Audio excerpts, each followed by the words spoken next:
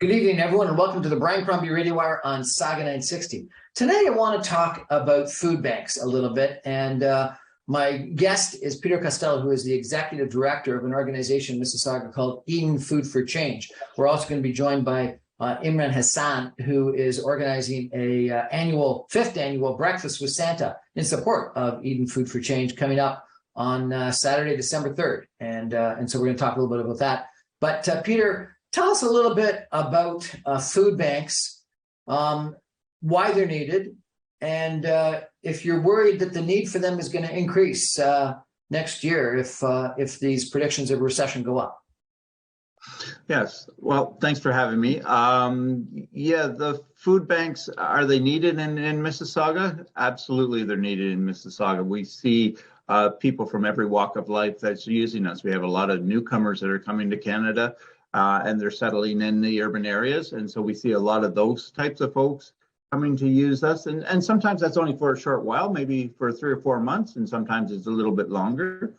We have a lot of people that are on, say, ODSP, so the Ontario Disability Pension. And so they're really strapped for cash, and they treat food banks as their main source of food income. So it's a real challenge for them every day, and so we have to be there, because without us, they wouldn't be able to find the food they need, and most likely they still don't get all the food that they would really want to have. So there's a real challenge that way. And then what we're seeing a lot more of now are what we call the working poor, or the working needy. These are people that have 1, 2, or 3 jobs, but they still can't make ends meet for various challenges. And so they're using us. Sometimes it's for a short period, but then we're starting to see people coming in quite regularly. And they're working. They got decent incomes, but it's just not keeping up with the needs of their families. And so they're coming to us every month to have more. So we see that. And then looking forward, like this past year, I don't want to scare you too much, but this past year, last November, we're up by 60%. 60% of new families using the food bank. That's how much of an increase we're seeing right now. Why? Why do you think? Like, unemployment's at an all-time low. Is this inflation? They can't afford food anymore? Well, we were actually seeing a pretty flat pattern from January to March, and then April or so, it started to creep up quite substantially. In the first, from April to June, we saw an increase of about 27%. And it seems to all reflect the same time period as interest rates went up, and inflation has been going up, at a reasonably high rate, especially food inflation. Especially around items that are your highly processed foods. So the foods around the outside of the grocery store, your meats, your vegetables, milk and dairy and things like that. Those things have gone up, and it's been a real strain on a lot of the families. And it's amazing. I was speaking with a restaurateur yesterday, who told me that a box, so he's buying things by box, not by just one unit, but a box of romaine lettuce used to be $38. This year, it's $138. It's gone up by $100. It's gone up by 400%. Yeah, it's amazing how things are going up. I mean, we buy over $20,000 worth of produce every single month. So about $250,000 in produce a year. That's what Eden buys. And we go to the Ontario Food Terminal, so we're buying it before the wholesalers get it. And a year or so ago, I was paying $22 a case for broccoli, and now I'm in the closer to $44 to $50 a case for broccoli. So 100% increase. Yeah. So you're seeing a lot of that with purchasing. Why is that going up so much? I think the cost of getting product here, and even the local, because the way the markets are, even local produce has gone up a lot, and you can't really tie that into so much of the travel across the country. So carrots and potatoes and that, because the world is willing to pay that much more. Everything is more. So yeah, it's a scary thing out there, but our focus is fresh food and is on healthy food. And so, we have to acquiesce to paying these prices because we need to feed people. Peter, a lot of people would be surprised that there's that many people that need to access a food bank in Mississauga. Well, I think you're seeing, there's the combination of where the people are coming from. There are the residents of Mississauga that have been here long term, and they've lived on a slightly marginal form of food insecurity, and now that prices have gone up, or just life's got more and more expensive, they've had to lean on food banks to access food so that they have the food that their family requires. But then, like I say, we're seeing a lot of also newcomers. So folks from the Middle East and from Afghanistan and from the Ukraine, and they're coming in. And like we say, a lot of the Ukrainian refugees that are coming in and coming to the food bank and using us for a first time. Some of them have really high educations, and they'll use us for a few months, and then they don't need us any longer. But we're certainly seeing a lot of newer Canadians, and as they get acclimated, then maybe they can move out of it. But right at the beginning, they need us desperately. I actually had a couple come about 3 weeks ago from the Ukraine, and they were deaf. And so when they came to the food bank, they were trying to get instructions, and they didn't speak English, obviously, and they couldn't read English, my script, and I couldn't read their script, and I couldn't really talk to them because I don't know sign language.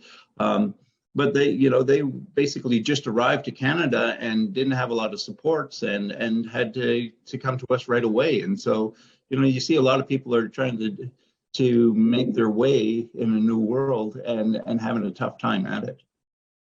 That's interesting. I interviewed someone that said that while we have been accepting refugees from Ukraine, the vast majority of people that have come from Ukraine are coming on extended tourist visas and coming with little to no government assistance. And it's a challenge. And it's like if you came through the regular refugee program, it would take a lot longer. You'd still be stuck wherever you were trying to apply and get in. And so therefore they were able to come in on extended tourist visas, which is good that they were able to get out of wherever they were, typically Poland or some countries close to Ukraine as they escaped. But now they're stuck with very little, if any, government support.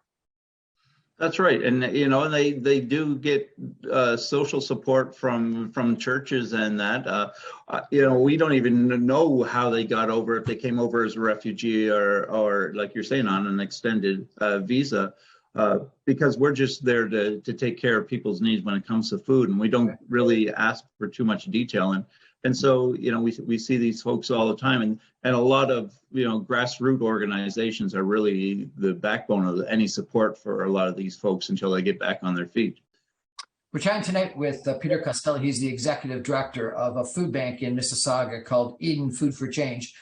They're having, or at least a great organization is having a big breakfast for them next Saturday, this coming Saturday. And we're going to be chatting with the organizer of that in a couple of minutes. But we're really focused with Peter on food banks, the need for them, how people are dealing with inflation, the cost of living, et cetera. And I think that a lot of people are concerned about the coming recession and whether this is going to increase the need for food banks. We're going to take a break and be back with Peter in just 2 minutes. Stay with us, everybody.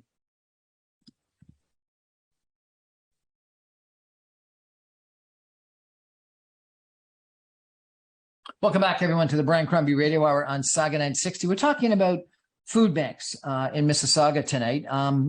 Really, it's about the need for food banks across the country and probably across North America, but we're focused on Eden Food for Change.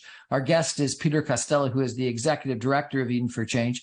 And I want to talk about this. I want to talk about food banks. I want to talk about the challenge that some people have, particularly newcomers, according to Peter, for food when they come to the country.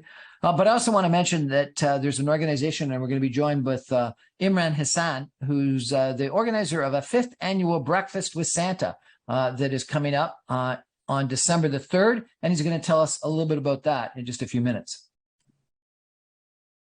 So, Peter, tell me a little bit about Eden for Change, if you could. I understand that you're here in Mississauga, but in addition to providing a food bank, you do the Food for Meals on Wheels. Is that correct? Yes, that's right. That's right. Yeah, we've been, for the last 4 years, we've done Food for Meals on Wheels. And we've been supplying also into Oakville as well. So we were in partnership with the VON, the Victorian Order of Nurses, and it's been a great organization for us to work with because their focus is healthy food and trying to help people that are in great need. So most of these clients are seniors, but not everybody. Sometimes they're people that have medical challenges that just don't allow them to be able to make their own food at home. And like I say, we've been doing it for four years. Even over COVID, we had to get that all set up so that it worked during the COVID period. And right now, we're starting to see the larger organizations start to do congregated dining again. And so we're doing senior meals for more like community congregate dining. And now we're working on doing culturally appropriate meals. So we're working out a system to be able to, feed people that require Middle Eastern food or South Asian food or Chinese food. So we're really trying to represent what the population of Mississauga is and making sure we're meeting them where they're at. And so that's what's happening with the meals programs that we do. So we're producing in our kitchens, we're producing over 100,000 meals a year. And so it's 100,000 meals a year. That's right. That's right. Because we have a number of programs going on. We do have the Meals on Wheels program.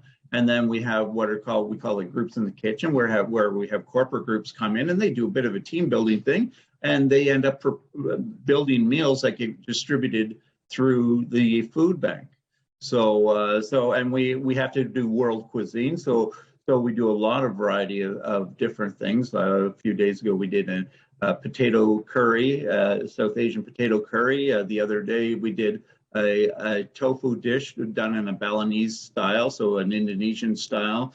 So we do world cuisine, we do Middle Eastern stuff because our clientele are from everywhere, and especially you have older clientele, they don't adjust so well to just different foods all the time. They need to, feel a little bit of familiarity. So we do that as well. And then in the spring, we're actually starting a new cooking school for people with barriers to employment to teach them to get into the industry or upgrade their skills to go further into the industry too. Because we're seeing a lot of our food bank members, as I mentioned, they're working poor, and sometimes the only way you can get a leg up is essentially by building your skills so that you can get a better level of job, especially in the hospitality industry. And so we're starting that. We plan on graduating about 70 students a year and giving them all the wraparound supports of getting them positions in restaurants and hotels and food service agencies. Where are you located, Peter? So yeah, we've got 3 locations actually. So our main location is on Unity Drive, just around the 403 in Winston Churchill. Our original location is in the basement of Eden United Church, which is across from Meadowvale Town Center. And then recently we've partnered with the Polycultural Immigrant Community Services and opened up a 100% halal food bank with them, serving their clientele. So they actually do all the vetting and setting up of the program, and then we do the services for them. And where does your funding come from? We don't get a lot of funding. We get about 6% of our budget funding does come from the municipality, from the Region of Peel. But aside from that, we get some supports from United Way. They're a great supporter of us. But the rest of it is just local donations, working hard on fundraising. Much like this Breakfast with Santa, it's one of our core fundraisers for the year, and helps us get through those lower periods, so that we can serve people consistently through the year. That's one of the big issues for us is consistency, because during Christmas time we get all the donations. but all the way through the year, we have people coming that are hungry. And so we need these great fundraising things. So we do a couple of big ones like Breakfast with Santa, and then in the spring, we'll do Coldest Night of the Year. But then we get a lot, we work on some social enterprises to draw revenue streams, and then a lot of donations just from the community, from corporations, from service clubs, from schools. Yeah, so and then we get a lot of food support from just local businesses. So like Costco and Cobb's Bread and Panera and Metro and things like so. A lot of businesses like that who support us through giving us inventory. So is this inventory that has got old or almost old or what? Sometimes it's a little bit tired. Sometimes it's like day-old bread, or sometimes, like on Costco's case, quite often they have really high standards of what they want to deliver to their customer. And so, if something like strawberries come in and they're not quite red enough, they'll give us the whole skid of strawberries. They're perfectly good. They came straight off the truck, but they don't meet their standards. The couple of weeks ago, we got over 1,500 pounds of asparagus that was just a little bit too skinny for their liking, so they gave it to us. So we do get some of the product that is a little bit tired, and we go through that and clean it up. But we're not getting rotting food. We're just getting stuff that there's fresher stuff on the shelf, and we know that the customers are going to take that. Well, a lot better than them throwing it out for sure. So if your volume is up 60%. Can you possibly get your fundraising up 60%? Well, we have to. I don't think it's a matter of can we. We have to, and so and we have to be more creative on how to generate social enterprise and revenue streams to help flatten that cyclical curve of good donations in the fall and winter, and then no donations in the spring and early summer.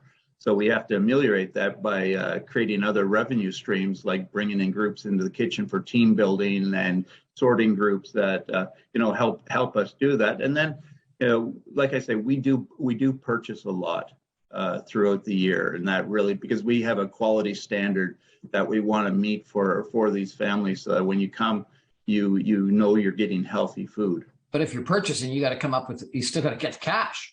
That's right. Yeah. So we're trying everything, and that's why with Breakfast with Santa is so important. And from the drive-through, all these families that come through. Yes, we are giving free food to the kids that come through that, but the parents are supporting us, the community, the businesses that are supporting us. It's incredible. And some of them are pretty small businesses, but they're trying to make a big impact in their community, and so they're out there. So. Mississauga has a great community, and we're not all in competition. Like the food banks aren't in competition with each other here. We're really here to support one another, and the community seems to wrap around that idea too. That we're kind of in this together, and so the community is really coming out from businesses to schools to individuals. And our volunteers. Like I have to. We have about 120 volunteers that are regular volunteers, and a large portion of them have been there for 5, 10, 15 years, and they're dedicating 16 hours a week to us, and they own the place as much as anybody does. You're telling me that people have volunteered for numerous years for 16 hours a week. That's an unbelievable commitment. Yeah. Oh, yeah. Well, we've got one volunteer. I think she's been there almost 33 years. But no, we've actually had the great fortune. We have an amazing food bank manager, Deborah, and she volunteered for 10 years. And I said, and then when I needed a manager, I just went to her. I said, hey, you love the place. You're passionate about it. You want to take care of people. And so we brought her on, and it's the same way with other staff members. We've been able to get them through our volunteer program because our volunteers are so committed. And we let them do any problem solving or giving solutions or seeing problems and really integrate them into the leadership of the organization. I think it's reflected that, when you go there, if you ever visit Eden, the first thing you're going to notice is how much fun everybody's having, right? And they're working all together really well. The analogy of an anthill, when you come to our Unity site where the warehouse and the box building and the kitchen's going and produce is being all done, you know, there's dozens and dozens of people all working in concert to make things happen. So it's a pretty amazing place to be. Well, Peter, it sounds like you're doing a great job, and Eden Food for Change is doing a great job. Really appreciate it. Let's bring Imran Hassan into the conversation. Imran, you're organizing a big breakfast on Saturday. It's Saturday, December 3rd from 8 till 11 a.m. It's at the Mississauga Convention Center. This is your 5th annual Santa's annual breakfast with Santa. Tell me a little bit about why you're doing this and what's happening. Well, thanks again, Brian, for your hosting this conversation. This initiative started 4 years ago at Drake Perkin Pub with a goal of just getting 100 people together to donate $20 each and raise $2,000 for the food bank. And in that first year, Brian, with the generosity and the kindness of the community, we were able to raise over $5,000 in the first year. And it was just a dine-in buffet. And in the second year, we took it to $13,000 at the same venue. And then COVID hit in the third year. But that didn't stop us. Peter and myself put our heads together and said, we can overcome this small little, inconvenience. We'll make it a drive-through. And in year 3, we raised $33,000 for Eden Food for Change in a drive-through format.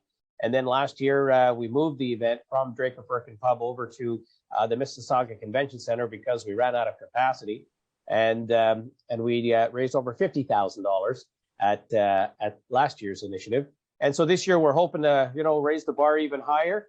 And just to go back to what Peter was saying, our corporate community, our business community, our small business community has been so generous and so kind and so supportive. And a lot of small dollars added together equal big dollars, and that's how we get to 50,000 last year. And I think we're all going to be a little bit of surprised and impressed with the results this year. We've got lots of exciting guests who are coming to lend their support as local celebrities, including celebrity chef Massimo Capra and our hockey legend Paul Henderson, who's going to make an appearance and bring a signed jersey, and we're going to, do a little bit of a live auction, and it's just going to be a lot of fun, Brian. And it's really about community building. It's about bringing, like-minded people together to help raise awareness and funds for the food bank, and that's going to happen in a dine-in event. But we're going to have a fantastic drive-through experience for our visitors. And last year, I think, Peter, if I'm not mistaken, it was like 300 plus cars came through the drive-through, and we served over 800 meals. So this year, our goal is to, serve 1,000 meals in the drive-through and get over 400 cars coming through. And of course, everyone will have an opportunity to meet their favorite first responders and, of course, Santa Claus. Excellent. And what about the dine-in? How many people do you have room for inside? So the capacity this year that we are working with is 500. So we'll have 500 guests in the dine-in experience, and it'll be a buffet type format. And celebrity chef Massimo Capra is inspiring the menu, and he'll be with us. And we're gonna have a very busy and a very fun morning. It's only a couple of hours. It passes very quickly, and the amount of time and energy and resources that we pour into this planning of the event, comes and goes pretty quickly. But you know what? Our measurement of success, Brian, is when people leave with a big smile on their face. And give me a sense of what the menu is. Oh yeah, I'm going to hand it over to Peter. Peter's been coordinating the menu with Chef Capra. So go ahead, Peter, if you can remind us what's on the menu this year.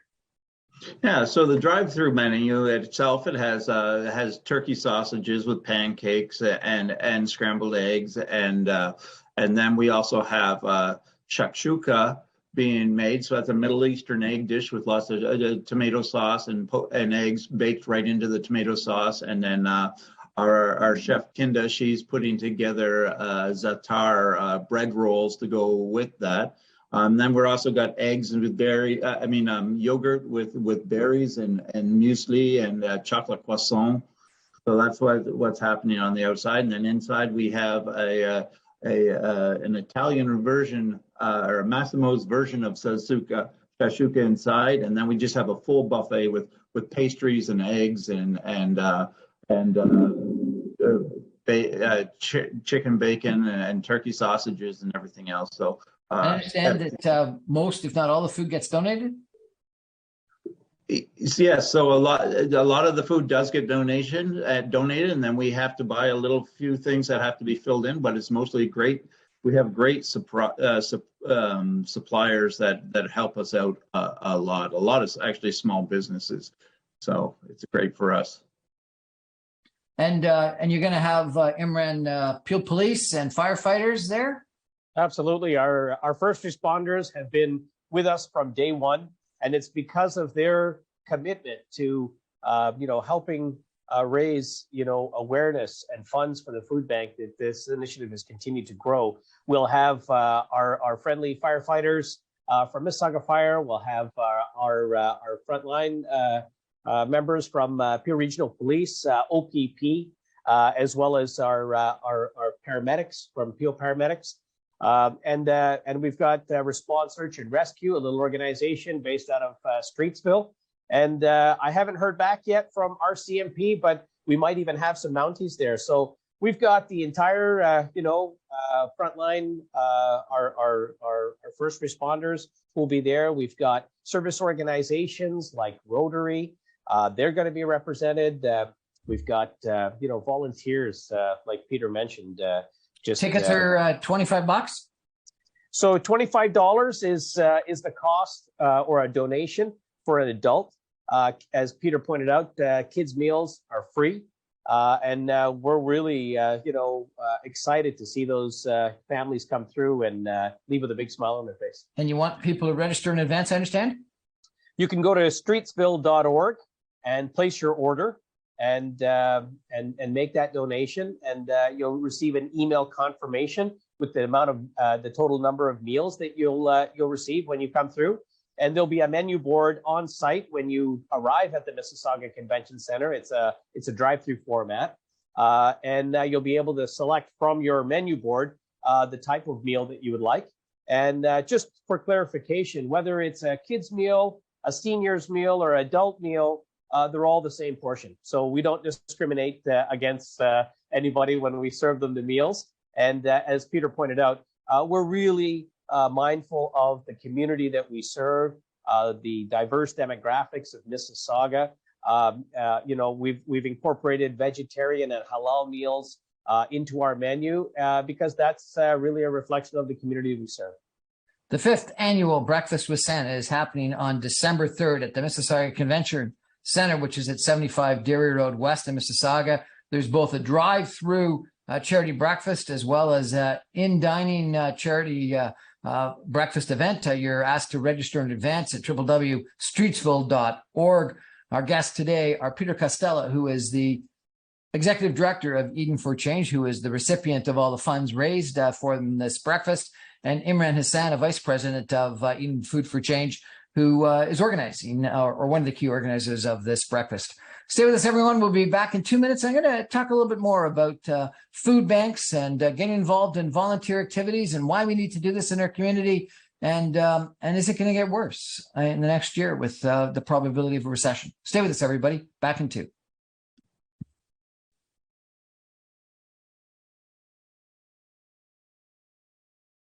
Welcome back, everyone, to the Brian Crombie Radio Hour on Saga Night 60. Tonight, we're talking about Eden Food for Change, which is a food bank in Mississauga, and an event that is being held on Saturday, December 3rd from 8 until 11 o'clock at the Mississauga Convention Center.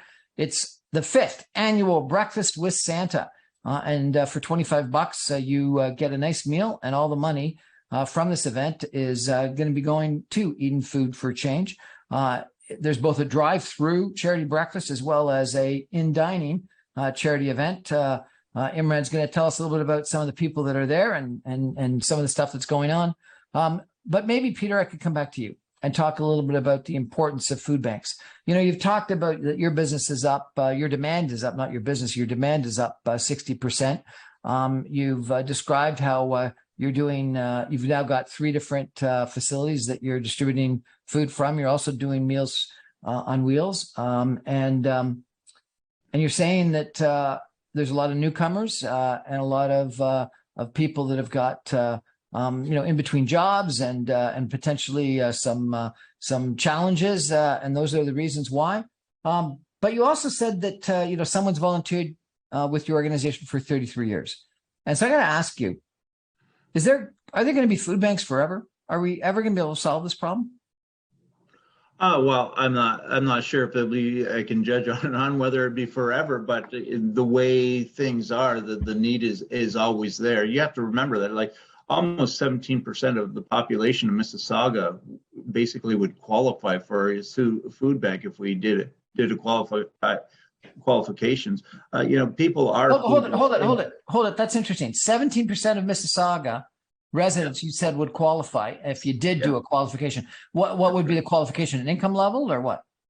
No, the qualification here in Mississauga, we don't qualify people on basis on income or anything like that, because it's not a really good way of deciding whether somebody needs food. It's largely, do you have enough money to buy the food your family requires, or are you compromising at whichever level because you don't have the financial ability to bring home the food that your family requires. And so that's essentially what food insecurity is. And so you can have a great job but have so much pressure of financial pressure with debt and with just life in general that you still struggle with getting food on your table and getting food for your kids and things like that. And so we always think of food banks feeding the poorest of the community, but that's not the case. We're here for everybody. If you need food, you should be coming to us. And that's the way it is in Mississauga. Is we do not do financial audits of people before they come and get food. Our motto is essentially is, if you need food, come to us. People are valuable. And if they need food, we want to be there for them. I agree with you, sir, but I thought we would have wanted to try to create a society where we wouldn't need food banks, that everyone's got enough wherewithal to be able to afford food on their own. Why aren't we creating that society? What are we doing wrong? Well, I think, to certain levels of the government, they believe that food banks are enablers of the poor. But let's face it, a lot of people, especially people on, say, ODSP, and that, they aren't getting the supports they need. Somebody on ODSP gets $733 a month. I don't know. Make sure that everyone knows what ODSP is. Tell us what ODSP is, please. So that's the Ontario Disability Pension. And so it takes a long time for somebody to qualify for that. And generally that program serves people that will most likely never be off of that program. They've got so many challenges in their lives, especially around medical challenges, that they're going to need this program for life. But it only pays $733. Well, if the basement apartment in Mississauga costs between $1,200 and $2,000 a month, it doesn't take much math to figure out that you're running short. And so you have a lot of people living in really dynamic situations to be able to live. And until the days that we have people that are needing supports, getting the supports they need that at a level that allows them to live, they're going to need food banks. They're going to need other advocacy groups, and it's not just food banks. There's a lot of supports out there at many levels, from religious supports, but also lots of communities and grassroots supports that help guide these people through, and they're not funded by the government. A lot of people assume that food banks are funded by the government. The government, for the most part, feels that food banks are enablers and not a solution. But to the people that are hungry, we are the solution. for now. And you're hungry now. You're not hungry 5 years from now. You got to get the food now. And so you're seeing that food banks are in need. And until we can afford as a company, as a country to support the people that need more, we're always going to need the food bank and other supports in the community. Peter, you raise a really interesting issue here. Let me delve into it if I could. You said that governments think that food banks are an enabler of the poor. I don't understand that. Why? Because government is thinking that people, because they can get food from a food bank, don't need to go out and get a job, and so therefore you're enabling them to become and stay poor. Like, that makes no logical sense whatsoever. How are food banks possibly an enabler of the poor? Well, I think exactly the way you just defined it is that there's a segment of people that believe that if you're giving people some supports like this, they're not needing to go out and work hard. A lot of people feel like, okay, I know I had a tough life, but I made it through, and it's through hard work. Well, a lot of these people have done a lot of hard work, and sometimes they can't even work. And so the idea that a food bank is there to give people a free ride, that's not what we're there for. We're there to support people that are actually hungry. And the circumstances in life are different for everybody, but we all have high times and low times, and sometimes people have been dealt with pretty ugly hands and they're still trying to deal with it with a smile on their face. You have to see the clients when they come in. We make sure they leave in better feeling than when they first come in. But yeah, a lot of people in the past feel like if you just pull up your socks and you'll be able to make it through. And we want to encourage people. We want to develop people's spirits, but we know that people still need food. And it's not just newcomers. There are people that are working very hard, and like I say, with 2 or 3 jobs, and they're still not being able to make it ends meet. I don't think that's enabling them to remain short on funds by giving them food. Imran Hassan, you're the vice president of this organization. I know that you're involved in a lot of different volunteer activities in the community. You've got a busy day job as a technology business person. You've got involved in politics. You've been involved in a lot of different things. What motivated you to get involved in Eden for Change? Well, going back 4 years ago, I identified that there was, not a whole lot of support or attention being given to Eden Food for Change and the local food bank that serves Western Mississauga. I had attended previously different initiatives that were happening throughout Mississauga, but in different parts of the city, and I realized, how important it was to put our vulnerable communities first, and to help provide for them and serve them with dignity. And there's a mental health aspect here too that I think we're missing or haven't touched on, and that is, when you're able to treat someone with dignity and respect and give them a hand up, you're really encouraging them and preventing them from going down a rabbit hole that can be a very long and a dark journey. So Eden Food for Change, we've talked about it, is not just a food pantry, but it's also a learning center where people come in and are taught skills so they can provide healthy, nutritious meals for their families, but also transferable skills that they can use to go out into the workforce and eventually find a path off the food bank. So, when I saw what Eden Food for Change had to offer, I felt that, its value proposition wasn't really being highlighted to the community enough. And so I just wanted to, help raise that profile a little bit. And it started 4 years ago with a little fundraiser that, has grown into this, this I'm going to say largest of its kind breakfast fundraiser in Mississauga. And we're really just excited to, to hold hands with everyone in the community. Remind us all when and where.